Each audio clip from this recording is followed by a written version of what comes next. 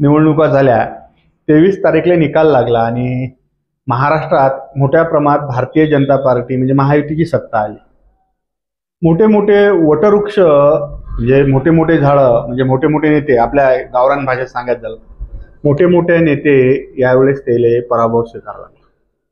संगमनेर बाळासाहेब थोरात, तिवसा यशोमतीताई ठाकूर, अचलपुरातून बच्चूभाऊ पडले. वटवृक्ष उन्मळून पडले, पण त्यात या वटवृक्षासोबत एक झाड, चंदनाचं झाड उन्मळून पडलं, ते म्हणजे बच्चूभाऊ. नमस्कार, मी प्रवीण तायडे, गावरान नंदीत तुमचं स्वागत करतो. जसा विधानसभेचा निकाल लागला, निकाल म्हणजे अपेक्षित काय, अनपेक्षित काय, लाडकी बहीण काय, एका बाजूने झालेलं ध्रुवीकरण काय, याचा निकाल लागल्यावर मोठं एक विचित्र वातावरण निर्माण झालं आहे. महाराष्ट्रात 132 जागा भारतीय जनता पार्टी, 50 जागा म्हणजे 50 पेक्षा जास्त 54 जागा शिवसेना, 41 जागा राष्ट्रवादी काँग्रेस अजित पवार साहेबांची जागा, अशा पद्धतीनं मोठ्या प्रमाणात महायुती जागा घेतल्या जबरदस्त. पण दुसऱ्या बाजूने जर विचार जर केला तर महाविकास आघाडी यात कुठेतरी कमी पडली. 20 जागा ज्या आहेत ह्या उद्धव बाळासाहेब ठाकरे गट, 16 जागा काँग्रेस आणि 10 जागा राष्ट्रवादी काँग्रेस म्हणजे आपले शरद पवार साहेबांचे गट. विचार करू अचलपूरचा. अचलपुरातून गेल्या 4 वेळेचे आमदार असणारे बच्चूभाऊ यायचा यावेळेस नवोदित उमेदवार असणारे प्रवीण तायडे यांना पराभव केला.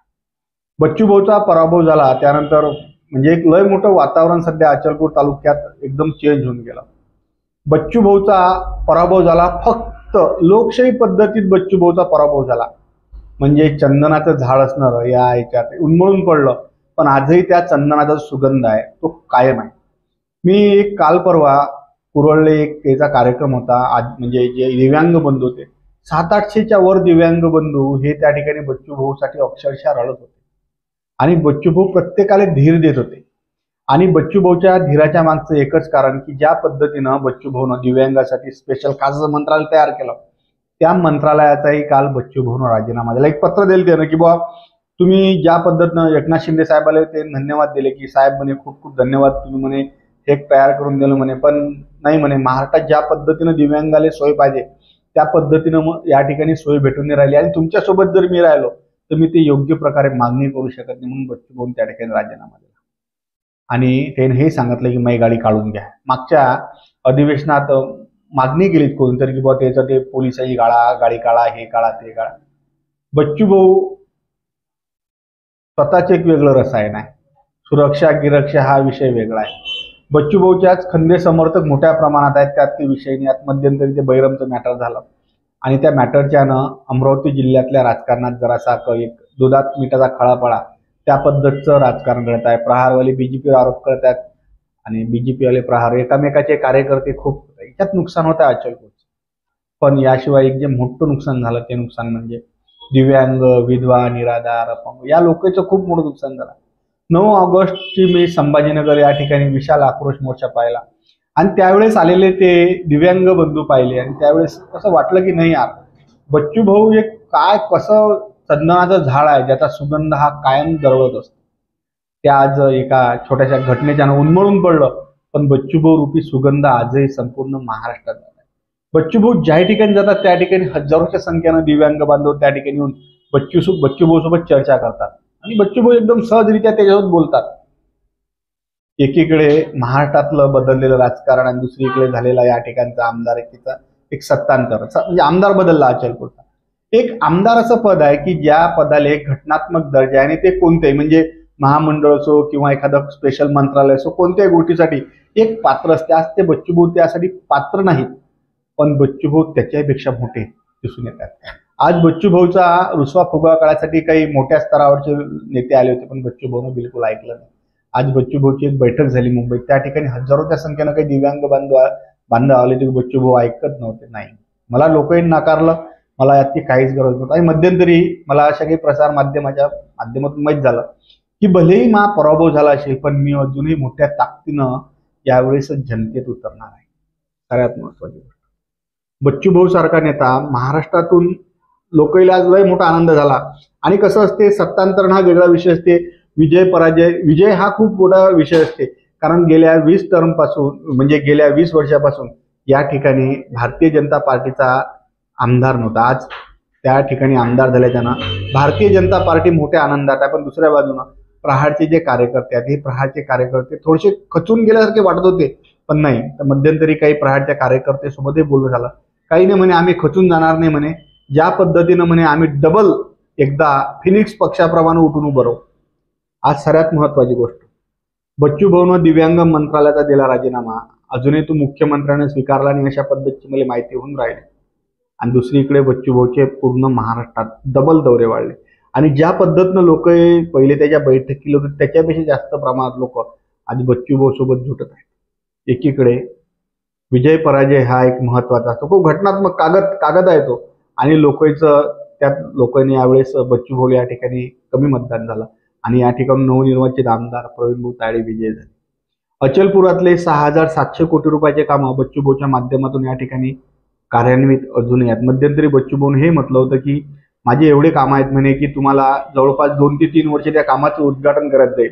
त्याच्यावर मोठा वाद निर्माण झाला, पण त्याच्यावर काही फार राजकारण लांबलं नाही. आता बैरमचा एक विषय लय मोठा चर्चेला जातात की असं केलं आणि त्या बॅनरचं विटंबना केली, हे केली ते केली. एक आमदार झालेल्या व्यक्तीच्या बॅनरचं त्या ठिकाणी विटंबना, ते कोणाला तरी वाईट वाटायची गोष्ट आहे. पण त्या गोष्टीला जर थोडंसं न्यूट्रल घेतल्या गेलं असतं तर फार विषय लांबला नसता. त्यात आमच्यासारखी मीडियाही मोठ्या प्रमाणात कारण आम्हाला पाहिजे फक्त मसाला, आणि त्या मसाल्याच्या आमच्या अचलपूर तालुक्याचं नुकसान होणे अशीच अपेक्षा. एवढं मोठं निकाल लागला, या निकालात खूप मोठा फेरबदल झाला. पण त्यात महत्वाची गोष्ट जे घडली ते म्हणजे बच्चू भाऊ रूपी चंदनाचं जे झाड आहे, ते चंदनाचं झाड फक्त खाली पडलाय, ते संपूर्ण वाढलं नाही. आणि त्या चंदनाचा सुगंध आजही संपूर्ण महाराष्ट्रात दरवळत आहे.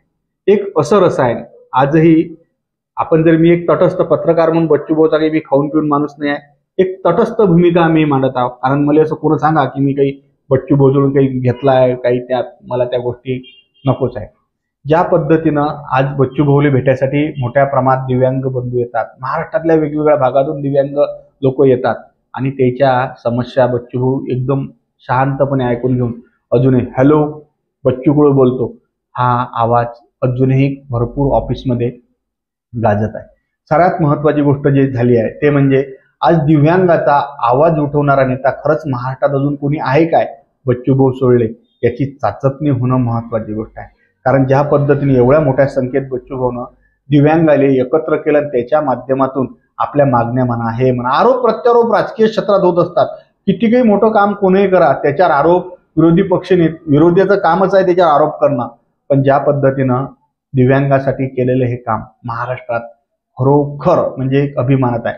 कारण संपूर्ण भारतात पहिलं दिव्यांगासाठी असणारं मंत्रालय आहे, जे खास कार्यालय जे आहे हे त्याच्या माध्यमातून उभारलं गेलं असल्याची सारेलीच ख्याती आहे. एका इकडे हे चंदनाचं झाड आज फक्त पडलं आहे, पण अजूनही त्या चंदनाच्या झाडाचा मी वारंवार हे म्हणून आलो, सुगंध अजूनही कायम आहे. बच्चू भाऊच्या एका आवाजावर हजारोच्या संख्येनं धावून येणारे दिव्यांग बांधव आहेत, शेतमजूर आहेत, कष्टकरी आहेत. पण येणाऱ्या कालखंडात बच्चू भाऊ शांत बसतील असं मला बिलकुल वाटत नाही. हा काळ लवकरच पाहायला भेटणाऱ्या महाराष्ट्रात वेगवेगळे मोर्चे, वेगवेगळे आंदोलनं, डबल एकदा महाराष्ट्रात आंदोलनाची चळवळ चालू होईल यात तीळ मात्रही शंका नाही. कारण ज्या पद्धतीनं ते सध्या आपली रणनीती आखत आहेत त्याच्यातून येणाऱ्या कालखंडात या सरकारले तरी मोठ्या मोठ्या आंदोलनाला सामोरे जावे लागणार आहे. मध्यंतरी माझ्या कानावर असं आलं होतं की विधान परिषदेचीही बच्चू भाऊला ऑफर झाली, पण बच्चू भाऊनं ते ऑफर नाकारले. हे गोष्ट मला कानावर आली होती, त्याची सत्यता किती आहे मला अजून काही माहीत नाही. पण येणाऱ्या कालखंडात महाराष्ट्रात लय मोठे तितंबे साऱ्या इकडे तुम्हाला पाहायला भेटणार. त्याचा एक तितंबेची सुरुवात तुम्हाला सांगतो मी, की जे मेंढपाळ आहेत, मेंढपाळाच्या समस्येसाठी आज बच्चू भाऊच्या माध्यमातून लवकरच मोठं आंदोलन होणार आहे. परराज्यातून येणाऱ्या ज्या मेंढऱ्या आहेत त्या मेंढऱ्या महाराष्ट्रात येतात आणि महाराष्ट्रातल्या गाई असो, म्हैशी असो, साऱ्या जनावरांसाठी किती बिमाऱ्या पसरवायचं काम करतात. म्हणजे परराज्यातून येणाऱ्या मेंढऱ्यासाठी आणि या स्थानिक हिंदू मेंढपाळ बंधूसाठी लवकरच राज्यव्यापी बच्चू भाऊचं आंदोलन होणार आहे. वादळ आलं, वादळ मी म्हणत नाही, संपूर्ण महाराष्ट्रातच वादळ आलं. मोठे मोठे वटवृक्ष त्यात उन्मळून पडले, पण त्यात एक अचलपूर तालुक्यातलं चंदनाचं झाड सुद्धा उन्मळून पडलाय, फक्त उन्मळून पडलाय. अजूनही त्याच्या मुळ्या मोठ्या प्रमाणात जमिनीत आहेत, पण त्या चंदनाचा सुगंध आहे अजूनही संपूर्ण महाराष्ट्रभर कायम आहे. मी कोळ्यात बोललो आहे, मी जे काही बोललो आहे कोळ्यात बोललो आहे. तुम्हाला माझं काय बोलणं समजलं नाही समजलं कॉमेंट्स बॉक्समध्ये लिहून मला नक्की कळवा. आणि गावरान 90s हा कार्यक्रम कसा वाटला ते नक्की कळवा. नमस्कार, निरोप घेतो.